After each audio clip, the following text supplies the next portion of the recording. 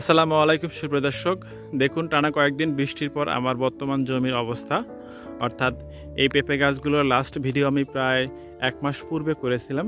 1 মাস পরে আবারও ভিডিও করছি। গত কয়েকদিনের টানা বৃষ্টির কারণে অনেকেরই পেঁপের জমি নষ্ট হয়ে গেছে। সেদিক থেকে আমার জমি পুরোপুরি সেভ রয়েছে আলহামদুলিল্লাহ।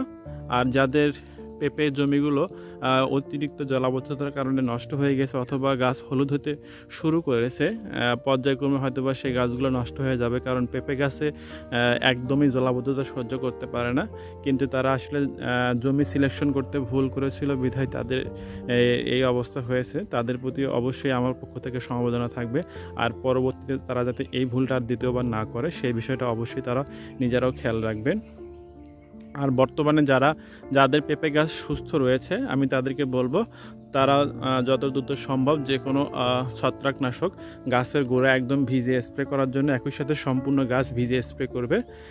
সেটি হতে পারে কার্বনডাজিম গ্রুপ অথবা কার্বনডাজিম প্লাস ম্যানকোজেব একসঙ্গে মিক্স হতে পারে, অথবা প্রোপিকোনাজোনাল গ্রুপ কিংবা এমিস্টার টপ, যে কোনো একটি ছত্রাকনাশক খুব ভালোভাবে পর্যায়ক্রমে গাছে ভিজে স্প্রে করবে। এরপরে 3 দিন পর পর এই কাজটি আপনাকে স্প্রে করতে হবে, যেহেতু অতিরিক্ত বৃষ্টিপাত গাছের গোড়ায় যাতে কোনোভাবে গোড়া পচা না লাগে সেই বিষয়টা আপনারা অবশ্যই খেয়াল রাখবেন।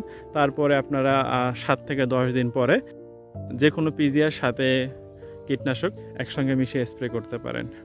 আলহামদুলিল্লাহ আমার জমির গাছগুলোকে আপনাদের সামনে দেখানোর চেষ্টা করছি।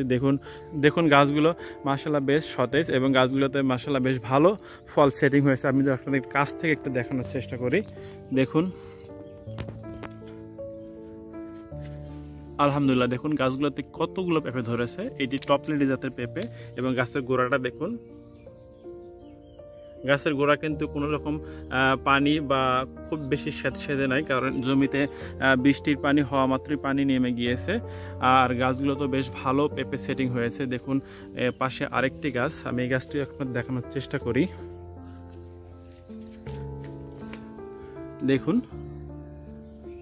এই গাছটিতে মোটামুটি 40টার কাছাকাছি পেঁপে হয়েছে। পেঁপে সবগুলো বড় হয়ে আসলে গাছটা আসলে ভর নেওয়াটাই মুশকিল হয়ে যাবে। সেক্ষেত্রে নিচের দিকে পেঁপেগুলো সংগ্রহ করতে হবে। পর্যায়ক্রমে বড় হলে পর্যায়ক্রমে নিচের পেঁপে সংগ্রহ করতে করতে উপরের দিকে পেঁপেগুলো বড় হয়ে আসবে। এটি আসলে কাঁচা পেঁপে সংগ্রহ করার একটা বড় উপায়। আর যদি পাকার জন্য রাখি সেক্ষেত্রে কিন্তু উপরের পেঁপেগুলো খুব একটা বড় হবে না। যারা পাকার জন্য রাখে তারা মূলত বেশি পেঁপে রাখে না। প্রতি গাছে দেখা যায় 60 থেকে 70টা পেঁপে রাখে। আর যারা কাঁচায় বিক্রি করে সেক্ষেত্রে তারা নিচের দিকে পর্যায়ক্রমে পেঁপে সংগ্রহ করতে থাকে। দেখুন আমি আমার পুরো জমির ওভারভিউ একটা দেখানোর চেষ্টা করলাম। প্রত্যেকটা গাছেই বেশ মোটা মোটা খুঁটি দেওয়া হয়েছে যাতে কোনোভাবেই ঝড়ের কারণে গাছ নষ্ট না হয়ে যায়, কারণ গতবার আমার বেশ কিছু গাছ নষ্ট হয়ে গেছিলো। সেই কাজটা এবার আমি করিনি, এই জন্য সম্পূর্ণ বাঁশের খুঁটি দিয়েছি।